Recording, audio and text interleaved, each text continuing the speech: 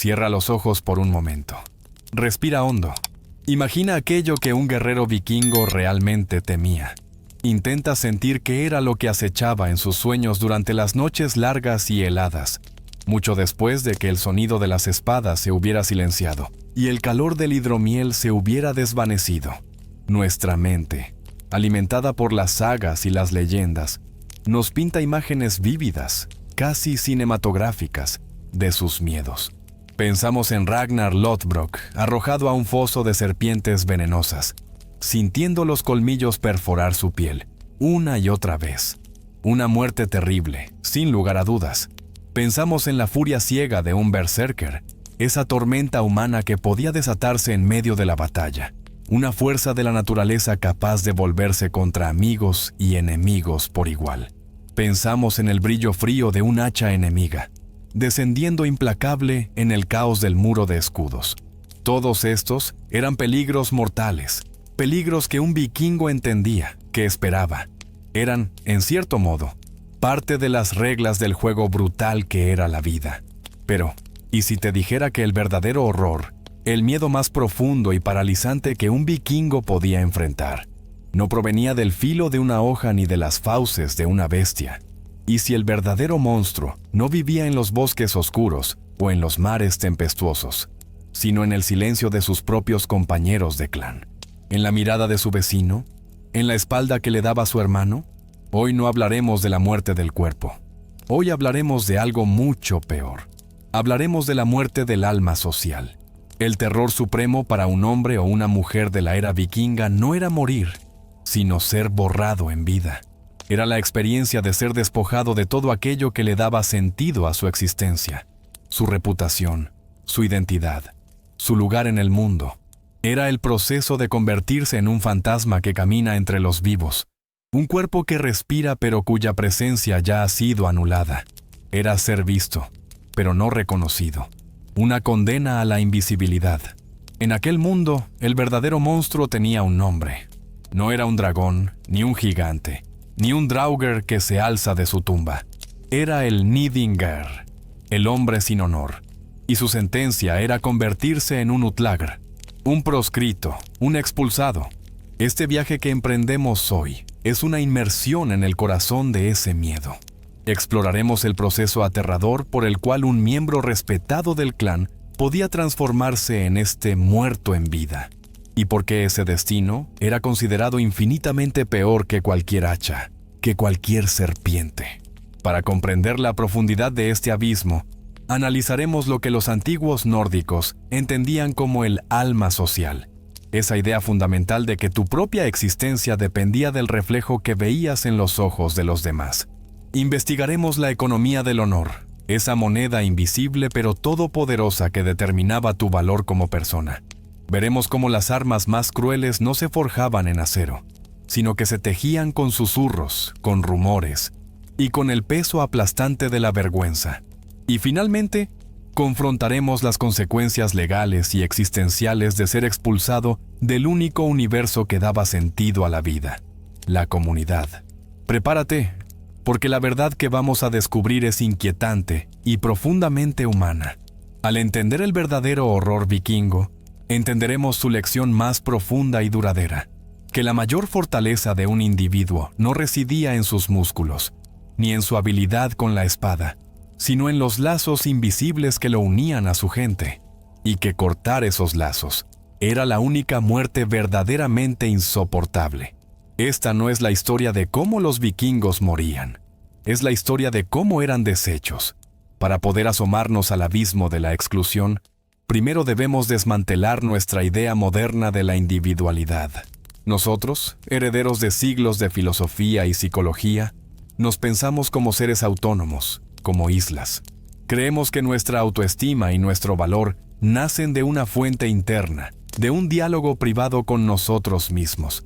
Para un vikingo, esta idea habría sido incomprensible, incluso absurda. Su yo no era una llama que se encendía en la soledad del alma. Era un reflejo que cobraba vida en la mirada de su comunidad. Piensa en esto. ¿Quién eras si tu clan dejaba de reconocerte? En una cultura sin un fuerte concepto de autoestima interior, Tu identidad era validada externamente, día tras día, en cada saludo, en cada gesto, en cada tarea compartida. Sin la aprobación del grupo, tu sentido de ti mismo no entraba en crisis. Simplemente se desintegraba. No era una herida al orgullo, era una aniquilación del ser. La pregunta no era ¿quién soy para ellos?, sino ¿soy si no soy para ellos? Esta idea se materializaba en un concepto de una fuerza inmensa, Orstir. Esta palabra del nórdico antiguo, que a menudo se traduce como reputación, significa literalmente el juicio que permanece sobre ti. No era una simple opinión. Se creía que era una energía real, casi tangible, una parte de tu alma que te sobrevivía después de la muerte física y que ecoaba a través de las generaciones. Perder tu Orstir en vida no era solo un bochorno social, era perder tu única y verdadera oportunidad de inmortalidad. Era una muerte espiritual que precedía a la física. Y es aquí donde nuestra perspectiva moderna suele equivocarse. Tendemos a pensar que el poder y el estatus en la era vikinga se medían en brazaletes de plata, en tierras conquistadas o en el tamaño de un drakkar. Pero la verdadera riqueza, la que otorgaba un poder inmenso, era social. Un hombre podía ser pobre en oro, poseer apenas lo necesario para vivir, pero si era inmensamente rico en honor y reputación, si su palabra era ley y su lealtad incuestionable, era más respetado, más influyente y, en esencia, más real que un hombre acaudalado pero conocido, por ser indigno de confianza. El honor era el tesoro que nadie podía robar, pero que la propia comunidad, con su silencio, podía arrebatarte. La psicología de hoy nos habla de la pertenencia como una necesidad humana fundamental, situada justo por encima de la seguridad física y las necesidades fisiológicas. El sistema vikingo llevaba esta necesidad a su máxima y más brutal expresión. La pertenencia no era solo una necesidad para vivir bien, era la propia definición de la existencia. Fuera del clan, no estabas simplemente solo, no existías, te convertías en un no ser, una sombra sin lugar en el cosmos. Imagina por un instante que la única manera que tienes de ver tu propio rostro es a través del reflejo que te devuelven los escudos pulidos de tus compañeros. Ellos forman un círculo a tu alrededor y en la superficie de cada uno ves una faceta de ti mismo: el guerrero, el padre, el amigo, el vecino. Sus miradas de respeto mantienen tu imagen nítida. Ahora, imagina que, por algo que has hecho o que se dice que has hecho, uno de ellos te da la espalda. Un trozo de tu reflejo desaparece, luego otro, y otro más. El círculo se rompe. Los escudos se giran, mostrándote solo su reverso de madera y cuero. Levantas la mano frente a ti, pero ya no la ves reflejada en ninguna parte. Sigues respirando. Tu corazón sigue latiendo. Pero para todos los efectos, has dejado de existir. Así de frágil y así de vital funcionaba el alma social vikinga. Y este horror, esta aniquilación del ser, tenía un nombre que se pronunciaba con desprecio, casi como una maldición: Nidingar. Nuestra lengua moderna intenta traducirlo como villano, canalla o malvado, pero todas estas palabras se quedan cortas. Son demasiado simples. No logran capturar la esencia de su significado, que era mucho más profundo y terrible. Un Nidingar no era alguien que hacía el mal, era alguien que carecía de valor. Era una cáscara vacía, un hombre hueco, despojado de las virtudes que definían a una persona honorable. Todo comenzaba a menudo con una sola palabra, una acusación. La ofensa más grave que se podía lanzar contra alguien era la de Nid. Esta palabra abarcaba la cobardía, la perversión, la traición y, por encima de todo, la ruptura de un juramento sagrado. Una acusación así, lanzada en público, en la asamblea o en un festín, era como una flecha envenenada disparada al corazón de tu reputación. No podía ser ignorada. Si no se refutaba de inmediato y de forma contundente, a menudo mediante un duelo judicial, el Holmgang, donde los dioses mismos juzgarían la verdad, la acusación se adhería a ti. El veneno comenzaba a extenderse, y la herida se convertía en una verdad social. Para entender la gravedad de esto, debemos situarnos en su mundo.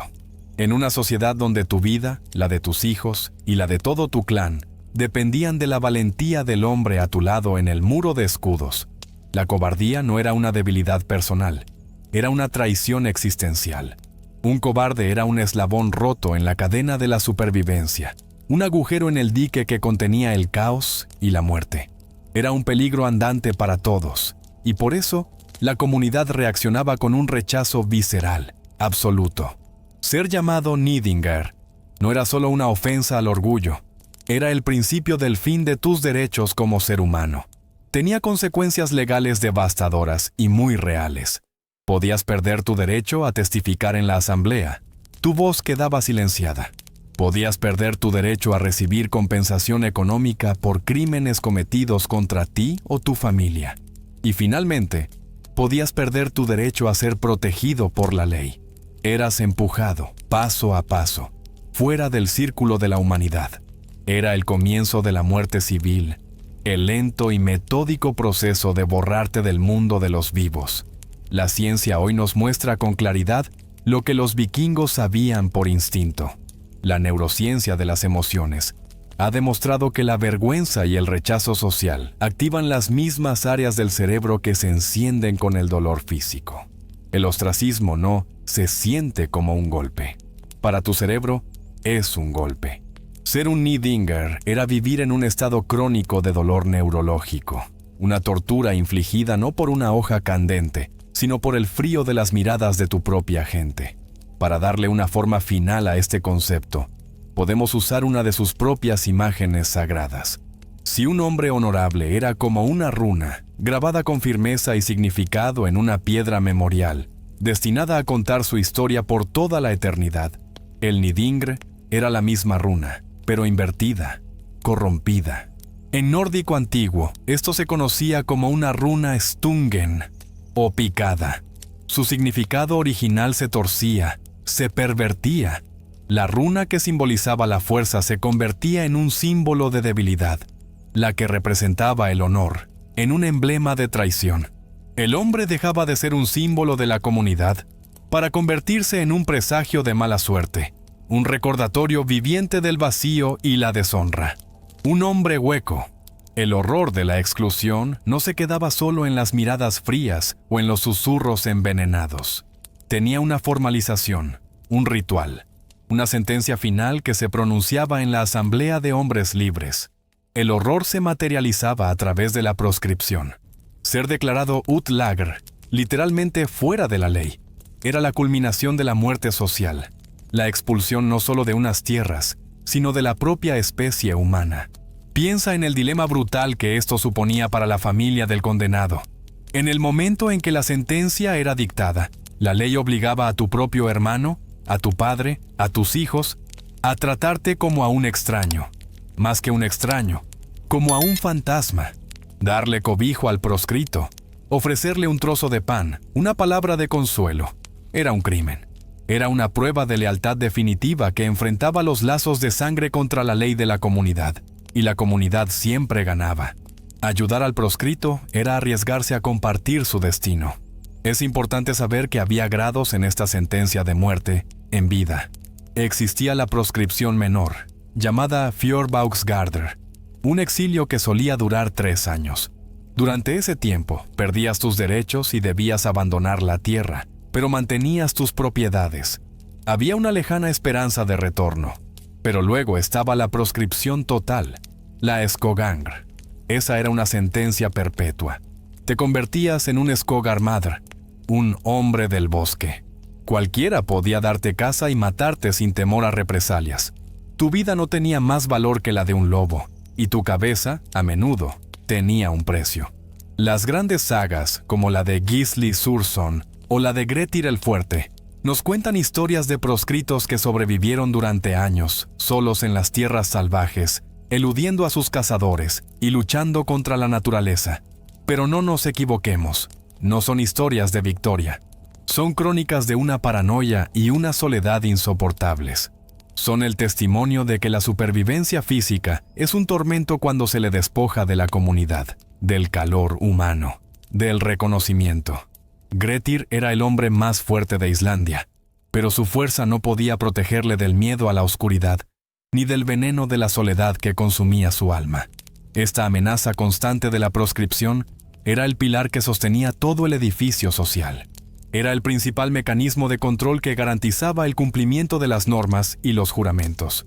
Te obligaba a pensar cada palabra, a medir cada acción, sabiendo que un error fatal, una transgresión grave, podía llevarte a ser expulsado del único mundo que conocías, del mundo de los hombres. Era un recordatorio constante de que tu existencia como individuo estaba condicionada a tu valor para el colectivo. Pero quizás la frase más reveladora, la obra maestra de la psicología del terror vikingo para describir al proscrito, era Vargra y Veum, un lobo en lugares sagrados. Analiza la profundidad de estas palabras. No solo te definen como un depredador, un ser salvaje, lobo, sino que afirman que tu mera presencia profana los espacios de la comunidad, los lugares sagrados como el hogar, el templo, la asamblea. Ya no eres solo un enemigo, eres una blasfemia andante, una corrupción del orden humano cuya simple existencia contamina todo lo que toca. Pero el camino hacia la proscripción, hacia ese abismo legal, rara vez comenzaba con el martillo de un juez en la asamblea. Empezaba de una forma mucho más sutil, mucho más íntima y quizás por ello, mucho más cruel. Empezaba con armas que no dejaban herida visible, que no hacían ruido, pero que eran igual de letales. El rumor, la calumnia y el ostracismo. Piensa en el poder devastador de un rumor en un mundo sin escritura, donde la palabra hablada era la única verdad y la reputación lo era todo. ¿Cómo te defiendes de un susurro, de una historia que se cuenta junto al fuego cuando tú no estás presente? Te enfrentas a un conflicto sin solución. Si ignoras el rumor, la gente asume que es verdad. Crece en la sombra, alimentado por el silencio. Si lo confrontas, le das más importancia, lo alimentas con el oxígeno de tu propia desesperación y lo esparces aún más lejos. El rumor era un veneno para el alma social, y no existía un antídoto fácil. Y antes de la sentencia formal, antes de que te declararan legalmente muerto, venía el ensayo general para tu muerte social, el ostracismo. Era un proceso gradual, una forma en que la comunidad te mostraba, día a día, que estabas dejando de existir para ellos. La gente deja de saludarte en el camino. Ya no te invitan a los festines. Cuando entras en el gran salón, las conversaciones se apagan en un murmullo y se reanudan cuando has pasado de largo.